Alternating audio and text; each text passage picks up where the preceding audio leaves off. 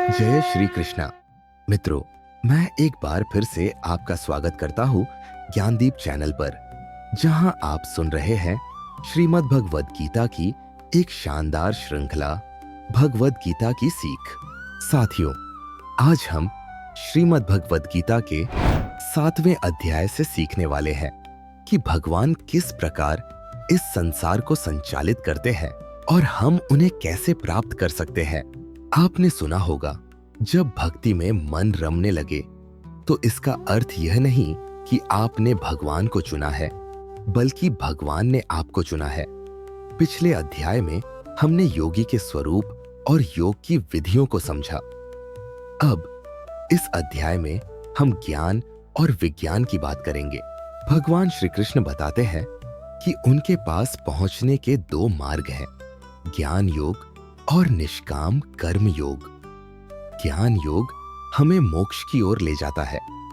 विज्ञान हमें यह समझने में मदद करता है कि भगवान कैसे हर जीव के हृदय में विद्यमान है और किस प्रकार यह समूची सृष्टि उन्हीं से प्रकट होती है। श्री कृष्ण कहते हैं कि यह सारा संसार उनकी शक्ति से चलता है, लेकिन उनकी माया को पार करना बहुत कठिन है। केवल वही व्यक्ति इसे पार कर सकते हैं जो पूर्ण श्रद्धा और भक्ति के साथ उनकी शरण में आते हैं। भगवान 4 प्रकार के भक्तों का वर्णन करते हैं। 1. आर्त, दुखी, जो संकट के समय भगवान की शरण लेते हैं। 2. अर्थार्थी, धन समृद्धि चाहने वाले, जो सांसारिक सुखों के लिए प्रार्थना करते हैं। 3. जिज्ञासु, सत्य की खोज करने वाले, जो ईश्वर को जानने की इच्छा रखते हैं। 4. ज्ञानवान, ज्ञानी भक्त, जो भगवान को जानकर केवल उनकी भक्ति में लीन हो जाते हैं। इनमें से ज्ञानवान भक्त भगवान को सबसे प्रिय होते हैं, क्योंकि वे स्वयं को पूरी तरह भगवान में समर्पित कर देते हैं। क्या भगवान को हर कोई जान सकता है? बहुत से लोग भगवान को नहीं जान पाते, क्योंकि वे सांसारिक इच्छाओं और भ्रम में उलझे रहते हैं। लेकिन जो उनकी शरण लेते हैं, वे भगवान के वास्तविक स्वरूप को जानने का दिव्य ज्ञान प्राप्त कर लेते हैं। कुछ लोग देवताओं की पूजा करते हैं, लेकिन देवता केवल अस्थायी सुख प्रदान कर सकते हैं। भगवान श्री कृष्ण स्पष्ट करते हैं कि असली लक्ष्य उनकी भक्ति है, क्योंकि वे ही परम सत्य और अंतिम गंतव्य है। भगवान श्री कृष्ण अध्याय के पहले ही श्लोक में अर्जुन को संबोधित करते हुए कहते हैं, हे अर्जुन, अब ध्यान से सुनो। यदि तुम भक्ति योग का अभ्यास करो, मन को मुझ में लगाओ और संदेह से मुक्त होकर मेरी शरण में आओ, तो तुम मुझे पूरी तरह जान सकोगे। अब मैं तुम्हें वह ज्ञान और विज्ञान प्रदान करूंगा, जिसे जान लेने के बाद इस संसार में और कुछ जानने योग्य नहीं रह जाएगा। भगवान बताते हैं कि हजारों में कोई एक व्यक्ति ऐसा होता है जो वास्तव में उन्हें पाने का प्रयास करता है, और उनमें से भी कोई विरला ही होता है जो पूरे समर्पण और प्रेम के साथ उनकी भक्ति में लीन होकर उन्हें प्राप्त कर पाता है। भगवान श्री कृष्ण बताते हैं कि संपूर्ण सृष्टि उनकी 2 शक्तियों से बनी है। 1. अपरा शक्ति, जड़ प्रकृति, पृथ्वी, जल, अग्नि, वायु, आकाश, मन, बुद्धि और अहंकार। ये 8 तत्व उनकी जड़ शक्ति के अंग हैं। 2. पराशक्ति, चेतन प्रकृति, यह जीवात्मा की शक्ति है, जिससे यह संपूर्ण जगत धारण किया गया है। जीव इसी पराशक्ति का भाग है। भगवान कहते हैं, हे अर्जुन, यह जान लो कि समस्त प्राणी मेरी इन 2 शक्तियों द्वारा ही उत्पन्न होते हैं। मैं ही संपूर्ण सृष्टि का कारण हूं, और अंत में यह सब मुझ में ही विलीन हो जाता है। भगवान आगे अपने स्वरूप की व्याख्या करते हैं। मैं ही जल का स्वाद हूं, सूर्य और चंद्रमा का प्रकाश हूं, वैदिक मंत्रों में ओमकार हूं, अंतरिक्ष की ध्वनि और मनुष्यों की सामर्थ्य भी मैं ही हूं। पृथ्वी की शुद्ध सुगंध और अग्नि का तेज भी मुझसे ही उत्पन्न होता है। सभी प्राणियों में जीवन शक्ति मैं ही हूं। भगवान श्री कृष्ण समझाते हैं कि यह संसार 3 गुणों से बना है। 1 सत्व गुण, शुद्धता और ज्ञान। 2 रजोगुण, क्रिया और इच्छा। 3 तमोगुण, अज्ञान और आलस्य। भगवान कहते हैं ये तीनों गुण मुझसे ही उत्पन्न होते हैं, लेकिन मैं इनसे परे हूं। यही माया है जिससे सारा संसार मोहित हो रहा है और लोग मुझे पहचान नहीं पाते। भगवान की शरण में आने वाले 4 प्रकार के भक्त। भगवान बताते हैं कि 4 प्रकार के भक्त उनकी शरण में आते हैं। 1 आर्त, दुखी, जो संकट में भगवान को पुकारता है। 2 जिज्ञासु, जो भगवान को जानने की इच्छा रखता है। 3 अर्थार्थी, जो सांसारिक लाभ के लिए भगवान की पूजा करता है। 4 ज्ञानी, जो भगवान को पहचान चुका है और उनसे एकत्व स्थापित कर चुका है। इनमें ज्ञानी भक्त सबसे श्रेष्ठ होते हैं, क्योंकि वे भगवान को प्रेम पूर्वक भजते हैं और अनन्य भाव से समर्पित रहते हैं। भगवान उन्हें अपना ही रूप मानते हैं। भगवान बताते हैं कि यह माया बहुत बलवान है। यह लोगों को भटकाती है और उन्हें अपने वास्तविक लक्ष्य से दूर कर देती है। जो मेरी शरण में नहीं आते वे माया के जाल में उलझे रहते हैं। जो अपने निकृष्ट स्वभाव, भ्रमित बुद्धि या आसुरी प्रवृत्तियों के कारण मुझे नहीं पहचानते, वे मुझे प्राप्त नहीं कर सकते। सच्ची भक्ति का फल। भगवान कहते हैं जो भी भक्त मेरी शरण में आकर भक्ति करते हैं वे जन्म मरण के चक्र से मुक्त हो जाते हैं और अंततः मुझ में लीन हो जाते हैं। आधुनिक संदर्भ में इस अध्याय का महत्व।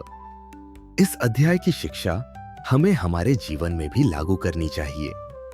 अक्सर हम कोई लक्ष्य तय करते हैं, लेकिन समय बीतने के साथ भटक जाते हैं। जीवन के मजे लेने और तात्कालिक सुखों में उलझने लगते हैं। भगवान श्री कृष्ण हमें बताते हैं कि यही माया का प्रभाव है।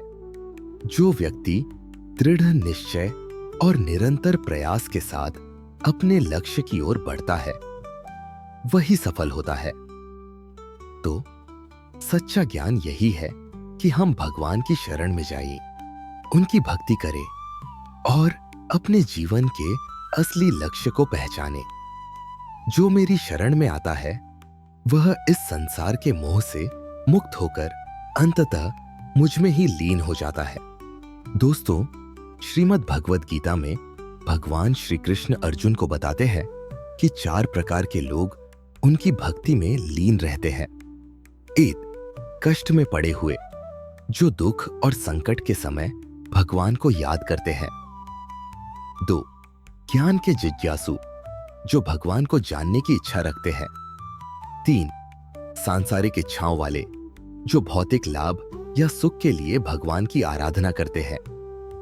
4 ज्ञानी भक्त, जो भगवान को पहले से जानते हैं और अनन्य भाव से उनकी आराधना करते हैं। भगवान कहते हैं कि इनमें से सबसे श्रेष्ठ ज्ञानी भक्त हैं, क्योंकि वे दृढ़ संकल्प के साथ मेरी भक्ति में लगे रहते हैं। वे मुझे अत्यंत प्रिय हैं और मैं उन्हें। ऐसे ज्ञानी भक्त जन्मों तक भक्ति करते हुए अंततः मुझ में ही लीन हो जाते हैं। अब सवाल उठता है कि अगर मुक्ति और भोग दोनों ही भगवान से मिलते हैं तो फिर सभी लोग केवल उनकी भक्ति क्यों नहीं करते, क्यों भटक जाते हैं? भगवान श्री कृष्ण इस प्रश्न का उत्तर देते हुए कहते हैं कि जिनके मन पर इच्छाओं और कामनाओं का प्रभाव पड़ता है वे अन्य देवताओं की शरण में चले जाते हैं। वे अपने अपने उद्देश्यों के अनुसार अलग अलग देवताओं की पूजा करते हैं और मैं स्वयं उनकी श्रद्धा को उसी देवता की ओर स्थिर कर देता हूं। लेकिन ऐसा किया गया पूजन अल्पकालिक फल देता है, स्थायी नहीं होता। जबकि जो भक्त मेरी भक्ति करता है, मैं उसे अपना बना लेता हूं। परंतु कई लोग भगवान को पहचान ही नहीं पाते। क्यों? क्योंकि मोह, इच्छा और द्वेष ने उन्हें घेर रखा है। जो लोग संसार के प्रलोभनों में फंसे रहते हैं, वे भगवान को समझ नहीं पाते। लेकिन जो पुण्य कर्म करते हैं, ध्यान और साधना में लगे रहते हैं, वे इन मोहों से मुक्त होकर मेरी शरण में आते हैं और जन्म मृत्यु के चक्र से बाहर निकल जाते हैं। इसका एक गहरा संदेश हमारे जीवन में भी है। कई बार हम अपने जीवन में एक लक्ष्य तय करते हैं, लेकिन समय के साथ भटक जाते हैं।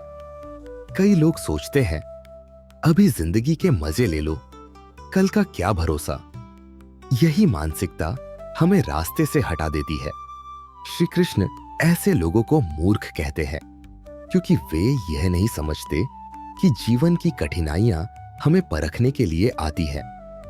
जो इन भटकावों में उलझ जाता है, वह अपने लक्ष्य से दूर हो जाता है। लेकिन जो दृढ़ निश्चय के साथ मेहनत करता है, वही सफलता प्राप्त करता है। तो मित्रों, यह सीख हमें क्या सिखाती है? अगर हम अपने लक्ष्य को लेकर स्पष्ट और अडिग हैं, तो कोई भी बाधा हमें हिला नहीं सकती। भक्ति हो, साधना हो या जीवन का कोई भी लक्ष्य, संयम, समर्पण और सतत प्रयास ही सफलता की कुंजी है। साथियों, आशा है कि श्रीमद् भगवद गीता के 7वें अध्याय की यह सरल और भावनात्मक व्याख्या आपको अवश्य पसंद आई होगी। अब आपकी बारी। इस अध्याय से आपने क्या सीखा, हमें कमेंट में जरूर बताएं। यदि व्याख्या में किसी प्रकार की त्रुटि रह गई हो, तो मैं आप सभी से क्षमा प्रार्थी हूं। जल्द ही हम मिलेंगे श्रीमद् भगवद गीता के अगले अध्याय की एक और सुंदर, सहज और गूढ़ व्याख्या के साथ। यह दिव्य ज्ञान भगवान श्री कृष्ण की वाणी है और इसे आप तक पहुंचाने का सौभाग्य मुझे प्राप्त हुआ है। इसके लिए मैं हृदय से कृतज्ञ हूं। यह दिव्य ज्ञान सब तक पहुंचाने के लिए इस वीडियो को लाइक करें, शेयर करें और चैनल को सब्सक्राइब करें। घंटी दबाना न भूलें, ताकि हमारे आने वाले सभी प्रेरणादायक वीडियो की सूचना आपको तुरंत मिलती रहे। तब तक स्वस्थ रहे, आनंदित रहे और हर क्षण प्रभु की भक्ति में लीन रहे। भगवान श्री कृष्ण की कृपा आप सभी पर बनी रहे। जय श्री राधे कृष्ण। राधे राधे।